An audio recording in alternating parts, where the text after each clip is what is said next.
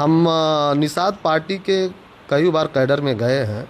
उनके विचारों को सुनने के बाद मुझे ये लगा कि संजय निषाद वास्तव में हम लोगों के समाज के भगवान हैं, मसीहा हैं। लेकिन उनका दोहरा चरित्र हमारे सामने आ गया। जब जब उन्होंने हमके बुलाया दिल्ली, हमने पूरे खर्च किया, पूरे समाज के प्रति जितना भी हो सका हमने पार्टी के लिए किया। और उन्होंने हमको लखनऊ बुलाए, और जो पार्टी का सिस्टम होता है, जब आप ही बता दीजिए, जब उनके खाते में सीट ही नहीं है तो हम लोग से आवेदन के नाम से क्यों 5 लाख रुपया मांगा गया? सबसे पहले तो उनको ये कन्फर्म करना चाहिए ना कि बीजेपी से निषाद पार्टी में गठबंधन है, तो पहले सीट तो होना चाहिए, इसके बाद आवेदन का पैसा लेना चाहिए ना। आवेदन के नाम से उन्होंने पैसा लिया।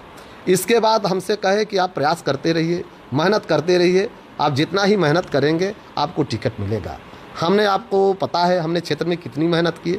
आपको ये भी पता है कि सर्वे रिपोर्ट भी हमारे पक्ष में गई थी, LIO रिपोर्ट भी हमारे पक्ष में गई थी, जितने भी सर्वे थी सब हमारे पक्ष में ही गई थी। लेकिन ऐसी कौन सी परिस्थिति आई कि मेरे टिकट को काट दिया गया? विश्व सूत्रों से भी पता चला है कि हम लोगों का सौदा किया गया है, टिकट नहीं काटा गया। हम लोगों को हाईलाइट, हम अपने ही समाज को हाईलाइट किया जाता है, और जैसे ही हाईलाइट समाज हो जाता है वो कुछ करने की योग्य होने लगता है तो इन्होंने बेचने का काम करते हैं। सर, आपने कब निषाद पार्टी ज्वाइन किया बसपा छोड़ के, और कितना कितना पैसा खर्च किया, कहाँ कहाँ बुलाया गया इसके लिए? हमको सबसे पहले दिल्ली बुलाया गया। प्रदेश सचिव बाबूलाल ने हमारे आवास पर आए और उन्होंने कहा कि डॉक्टर संजय निषाद ने आपसे मिलना चाहते हैं, क्या आप मिलेंगे? हम कहा क्यों नहीं, हमारे मुखिया हैं, हम मिलेंगे उनसे। उन्होंने हमको दिल्ली आमंत्रित किया। 2 तारीख को हम लोग दिल्ली, 2 को दिल्ली गए थे, 2 जून को रात को हमको 12:30 बजे मुलाकात 3 तारीख को होती है। वहाँ पर हमारी उनकी वार्ता हुई। उन्होंने कहा कि 5-7 दिन के बाद आप लखनऊ में आइए। लखनऊ में जाते हैं और वहाँ लखनऊ में जाने के बाद अपने PRO से, अमेरिकन विंग से ये कहते हैं कि आप इनसे नामांकन करा लीजिए। मैंने नामांकन का जब फार्म दिए तो हमने पूछा कि कितना पैसा इसमें जमा करना होगा, तो उन्होंने कहा 5 लाख।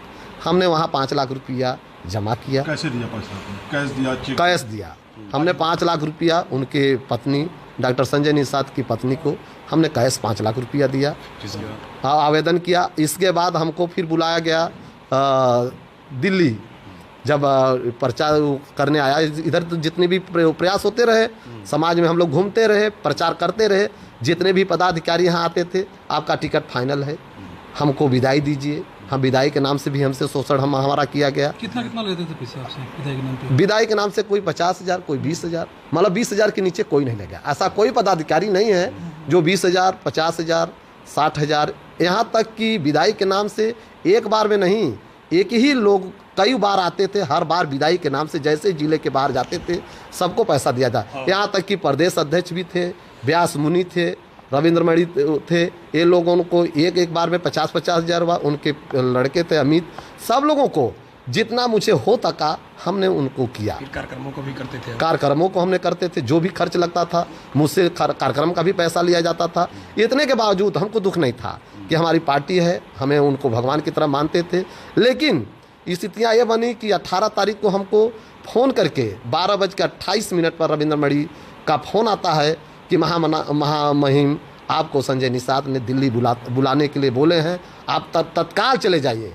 हम उसी समय उठते हैं और 12 बजे के बाद जैसे ही हम एयरपोर्ट के माध्यम से हम लोग दिल्ली पहुंचते हैं। दिल्ली पहुंचने के बाद वहां रात को हमको 12:30 बजे हम उनके आवास पर पहुंचते हैं तो पता लगता है कि डॉक्टर संजय निषाद सो रहे हैं, इस बार इस समय नहीं मिलेंगे। इसके बाद फिर सुबह आते हैं। सुबह जाने के बाद हम अंदर, हमको जिस कमरे में सोए थे उस कमरे में बुलाते हैं और कहते हैं कि घबराओ मत, टिकट तुम ही को फाइनल हो रहा है, टिकट तुम ही को मिलेगा। हम कहा ठीक है बाबूजी, आप आशीर्वाद दीजिए।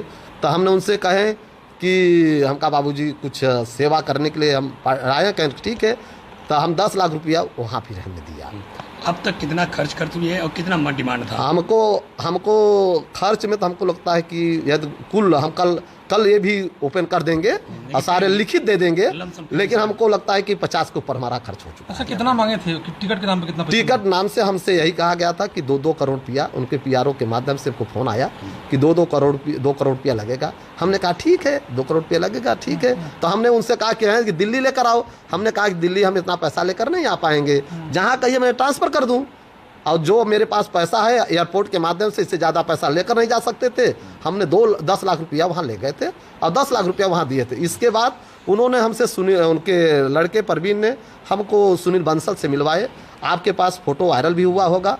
उन्होंने मेरे हाथ को पकड़ा और इतना ज़बरदस्त पकड़े और लगभग 5 मिनट पकड़े रहे। हमको यह भरोसा हो गया कि टिकट मेरा ही है। और आप लोग सूची देख रहे होंगे, उसमें जो सूची निकली है, सुचित्रा मौर्य जो मझवा का सीट है, ओवर राइटिंग दिखाई नहीं दे रहा है। सारे मीडिया बंधु को भी पता है। मैं सभी क्षेत्रवासियों को सर अभी बताइए, जैसे नामांकन आज एक मिनट सर आज तो सुष्मिता मौर्य ने बीजेपी से नामांकन लिया, क्या विरोध आप करेंगे या उनका समर्थन करेंगे या फिर क्या इफेक्ट पड़ने वाला है उनके चुनाव पर?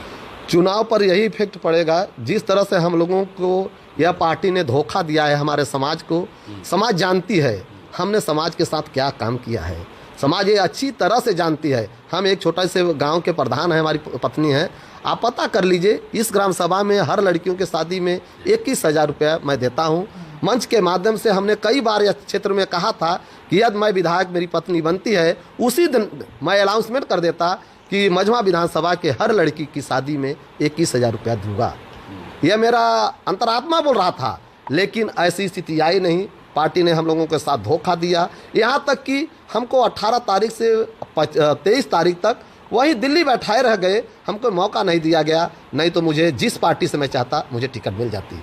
हमको सपा भी आमंत्रित कर रही थी, बसपा भी आमंत्रित कर रही थी, लेकिन इन्होंने हमारे साथ छल किया है, धोखा हमको दिया है। मैं समाज से यही निवेदन करना चाहता हूँ, आग्रह करना चाहता हूँ, जिस तरह से उनकी बहन बेटी को धोखा इन लोगों ने दिया है, उसी तरह से समाज भी इन्हें धोखा जरूर देगा। यह मेरा विश्वास करता है। और मैं इसके लिए हर गांव में, हर क्षेत्र में, हर अपने समाज के लोगों के बीच जाऊंगा और उन लोगों से हाथ गोड़ पैर पकड़ कर कहूँगा कि यदि मुझे धोखा मिला है तो आप लोगों को भी मिलेगा।